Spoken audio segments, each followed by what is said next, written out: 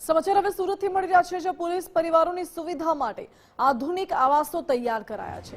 Deputy CM Harshbhai Sanghvi અને CR પાટીલના હસ્તે લોકાર્પણ થવાનું છે। પીપલોદ પોલીસ લાઇનમાં 200 જેટલા નવા ક્વાર્ટર્સ તૈયાર છે। હોર્સ રાઇડિંગ સ્કૂલ અને લાઇબ્રેરીનું પણ લોકાર્પણ કરશે। આ સાથે જ રાંદેર અને ભેસ્તાન પોલીસ સ્ટેશનના ભવનો ખુલ્લા મુકાયા। દિવસોમાં હજી વધુ ઝડપે આપણે આગળ વધારી રહ્યા છીએ। તમને જાણીને ખૂબ આનંદ થશે કે આ દેશના ઇતિહાસમાં પહેલીવાર કોઈ એક રાજ્યના બધા જ કોન્સ્ટેબલ પરિવારજનો માટે એક સાથે પોલીસ વિભાગ દ્વારા 20,000 થી વધુ મકાનો બનાવવાનો નિર્ણય લેવામાં આવ્યો છે। આપણા કરતા બમની સંખ્યામાં જે રાજ્યની અંદર પોલીસ ફોર્સ છે, ડબલ કરતાંય વધારે જે રાજ્યમાં પોલીસ ફોર્સ છે, એ બધા જ લોકોના 5-5 વર્ષના જેટલા પ્રોજેક્ટો હોય એટલા પ્રોજેક્ટ આપણે આ એક વર્ષમાં પોલીસ પરિવારો માટે નક્કી કરવામાં આવ્યા છે। મારે આજે સૌ પોલીસ પરિવારજનોને માત્ર એક જ વિનંતી કરવી છે।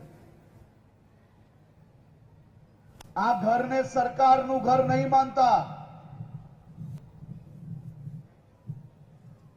આ ઘરો એ તમારી વ્યવસ્થાઓ માટે સરકારે જરૂરથી બનાવ્યા છે, પરંતુ આ ઘર એ ઘર છે જ્યાં તમારા નાના નાના બાળકો, તમારું પરિવાર અને આપ સૌ લોકો સાથે મળીને પરિવારનું સપનું સાકાર કરવા જઈ રહ્યા છો। આજે મારી બહેનોને ખાસ વિનંતી છે કે જ્યારે ઘરમાં પ્રવેશ કરો ત્યારે એક સંકલ્પ લેજો કે આને સરકારી મકાન નહીં પણ મારું સપનાનું મકાન સમજીને આ ઘરની અંદર અમે પ્રવેશ લેશો। સરકારી મકાન સમજીને બિલ્ડિંગની નીચે ચારે બાજુ પાનની પિચકારીઓ મારવી, કચરો કરવો, ગંદકી કરવી, આ પ્રકારની વ્યવસ્થાઓ વચ્ચે તમારા નાના નાના બાળકોને મોટા કરવાના,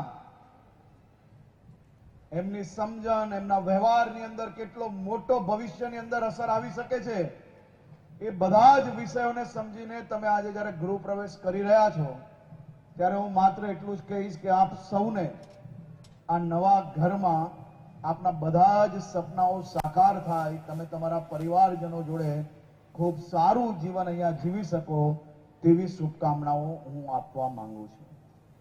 આ મકાનો કદાચ પ્રાઇવેટ મકાન જોશો ને તો બી આટલું સરસ ફિનિશિંગ જોડે, બધી જ વ્યવસ્થાઓ જોડે કોઈ પ્રાઇવેટ બિલ્ડરના ત્યાં જશો તોય નહીં મળે એ પ્રકારના મકાનો આપણી રાજ્ય સરકારે આપના સૌના માટે ને આપના પરિવાર માટે બનાવ્યા છે। એ તમારો હક છે, પરંતુ એને સાચવીને આવનારા દિવસોમાં કોઈ બીજું અહીંયા રહેવા આવે તો એને આ જ પ્રકારના મકાનો તમે એને સુપ્રત કરો તેવી વ્યવસ્થાઓની અપેક્ષા બી આવનારી પેઢી આપ સૌ પાસે જરૂરથી રાખે છે। હું સુરત શહેર પોલીસ કમિશનર અને એમની આખી ટીમને અભિનંદન આપું છું। જે પ્રકારે સુરત શહેરમાં કોઈ લુખ્ખા, ટપોરી, તમામ લોકો ઉપર એક પછી એક મહત્વના એક્શન જે સુરત પોલીસે લીધા છે તેના માટે હું રાજ્યના ઉપમુખ્યમંત્રી તરીકે નહીં, આ શહેરના નાગરિક તરીકે સુરત પોલીસનો દિલથી આભાર માનું છું। અને આપ સૌ લોકો સમાજ માટે આ જ શક્તિથી, આ જ ઉત્સાહથી આપ લોકો કામ કરતા રહો તેવી બી શુભકામનાઓ આપું છું। સાથે સાથે બીજા સુરત શહેરમાં ચારેય દિશાઓમાં પોલીસ પરિવાર માટે ફ્લેટોના ખાતમુહૂર્તથી લઈને બીજી નવી જમીનો લેવાની કામગીરી બી એટલી જ ઝડપથી ચાલે છે। આજે જે લોકોને ફ્લેટ મળ્યા છે તેને શુભકામનાઓ, જે લોકો વેટિંગમાં છે ચિંતા નહીં કરતા, ઝડપથી તમને લોકોને બી મળી જશે। અને આપણે બધા જ લોકોને એક સરખો ન્યાય મળે તે માટે રાજ્ય સ્તર પરથી જે એલોટમેન્ટ સ્કીમ છે, ફ્લેટ એલોટમેન્ટ માટેની સ્કીમ બી અમે આખા રાજ્યની એક સરખી બનાવવા માટે જઈ રહ્યા છે, જેના કારણે જેટલા ફ્લેટ રેડી થાય, જે પ્રકારે જેની અરજી સૌથી પહેલી આવી હોય તે જ લોકોને એનો ન્યાય મળે એ પ્રકારની વ્યવસ્થાઓ બી કરવા માટે આપણે આગળ જઈ રહ્યા છે. તેનાથી બધા જ પોલીસ પરિવારને ખૂબ ઝડપથી ન્યાય મળશે. તો આપ સૌને અને મારી બહેનોને હું ખાસ કરીને વિનંતી કરું છું કે તમારા પતિ, ભાઈ કે કોઈ બી જો પોલીસમાં હોય તો એ પોલીસની દબંગગીરી પોલીસ સ્ટેશન સુધી જ ચાલવી જોઈએ, ઘરમાં નહીં. સોસાયટીમાં નીચે બેસીને રાત્રે મોડા તક બેસીને જો પાનની પિચકારીઓ મારે તો સીધા કરવાની જવાબદારી તમારા લોકોની છે.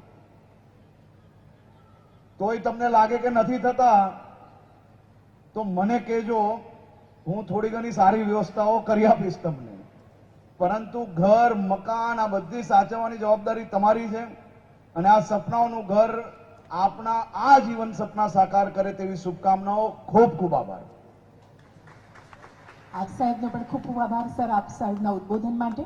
અને હવે વિનંતી કરીશું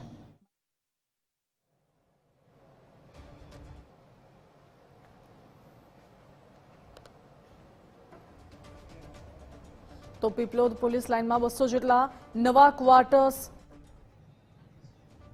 પોલીસ કર્મચારીઓ માટેના આવાસના લોકાર્પણના આજના કાર્યક્રમમાં આપણી વચ્ચે ઉપસ્થિત ગુજરાત રાજ્યના ડેપ્યુટી સીએમ શ્રી હર્ષભાઈ સંઘવીજી, અમારા સાથી સાંસદ શ્રી મુકેશભાઈ દલાલ, ધારાસભ્ય શ્રી સંદીપભાઈ દેસાઈ, શ્રી મનુભાઈ પટેલ, સુરત શહેર ભારતીય જનતા પાર્ટીના પ્રમુખ શ્રી પરેશભાઈ પટેલ, સુરત પોલીસ કમિશનર શ્રી ગેહલોતજી, સૌ અધિકારીઓ, સૌ કર્મચારીઓ, સૌ આમંત્રણને માન આપીને પધારેલા સૌ ભાઈઓ બહેનો, આપ સૌને પ્રણામ.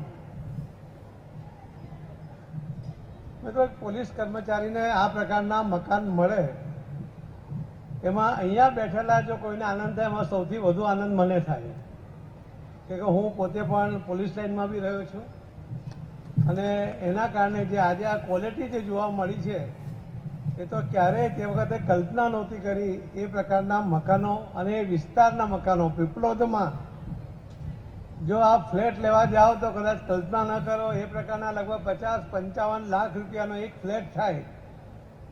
અને એવા ફ્લેટ જ્યારે તમને ફર્નિચર સાથે જરૂરી મિનિમમ જે ફર્નિચરની આવશ્યકતા છે એને પૂર્ણ કરીને સરસ મજાના કિચન સાથે, હોલ સાથે અને બાળકો માટે આંગણવાડીની વ્યવસ્થા સાથે જે પ્લાનિંગ થયું છે અને હવા ઉજાસ સાથેના જે બિલ્ડિંગો બન્યો છે એના માટે હું માન્ય નાયબ મુખ્યમંત્રી શ્રી હર્ષભાઈ સંઘવીજીને અને પોલીસ કમિશનરશ્રીને ખૂબ ખૂબ અભિનંદન આપું છું કે એમણે ખૂબ ટૂંકા સમયમાં ખૂબ સારી ક્વોલિટીના આ મકાનો બનાવ્યા છે.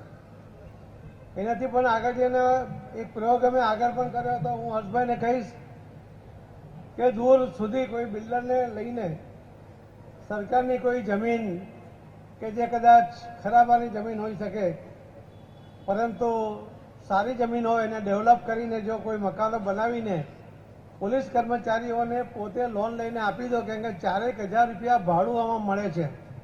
માનો કે 10-12 લાખ રૂપિયાનો જો ફ્લેટ થાય અને 8-1 લાખ રૂપિયાનો જો હપ્તો બેંકનો આવે તો બેંકમાંથી પણ 100% લોન મળે.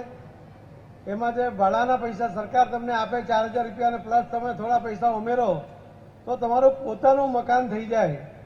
અમે આ એક પ્રયોગ કર્યો હતો ભાવિ દર્શન વખતે, લગભગ 856 ફ્લેટ તે વખતે બનાવ્યા હતા. ઘણા બધા પોલીસ કર્મચારીઓ એમાંથી મકાન લીધા અને એમાં એની કિંમત તે વખતે ફક્ત 2.5 લાખ રૂપિયા હતી અને આજે એની કિંમત લગભગ 80 લાખ રૂપિયા થઈ ગઈ છે.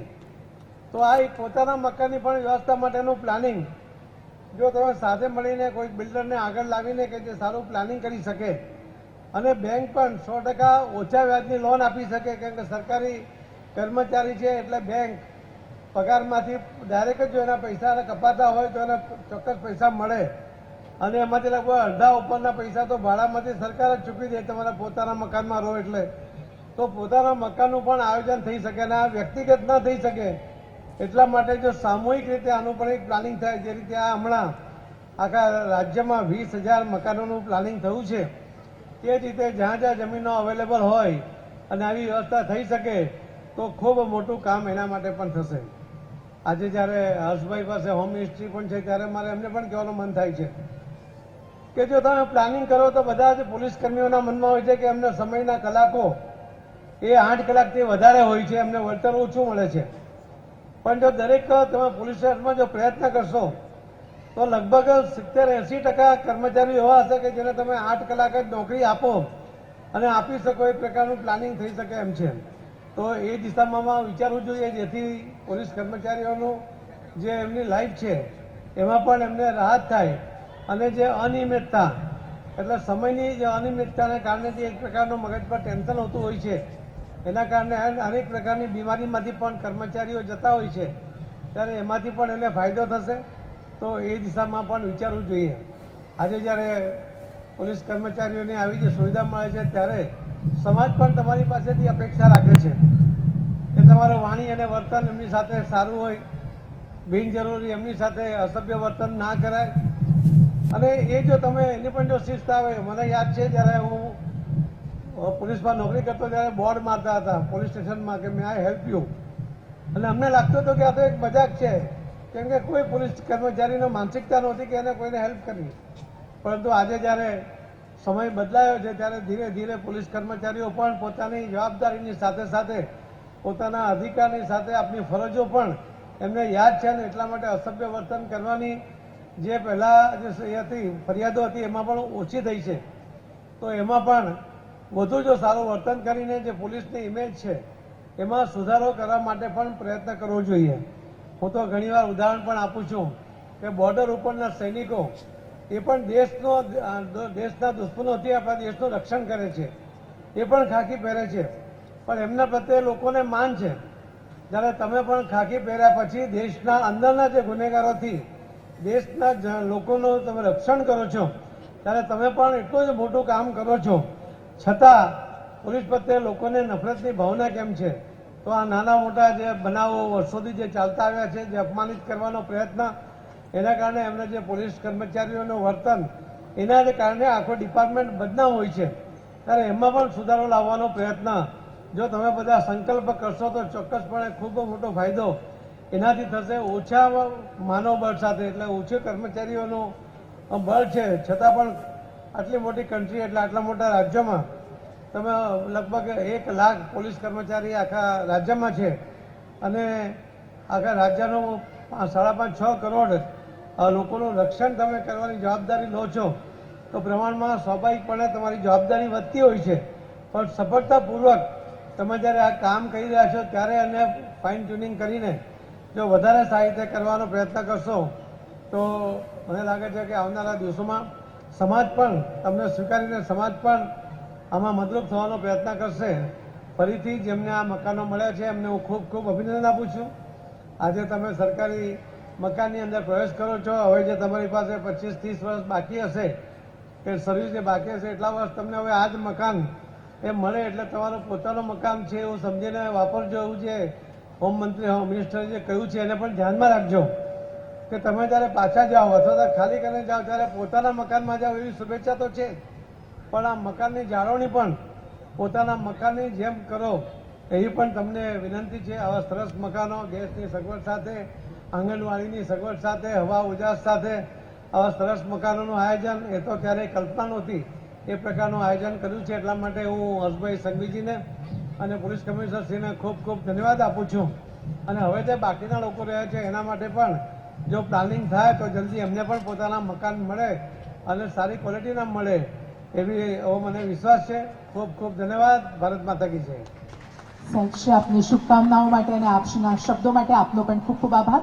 અને હવે આભાર દર્શન માટે આમંત્રિત કરીશું શ્રી કરણરાજ વાઘેલા સાહેબ આપશ્રીને, અધિક પોલીસ કમિશનર શ્રી ગ્રેન્ડ.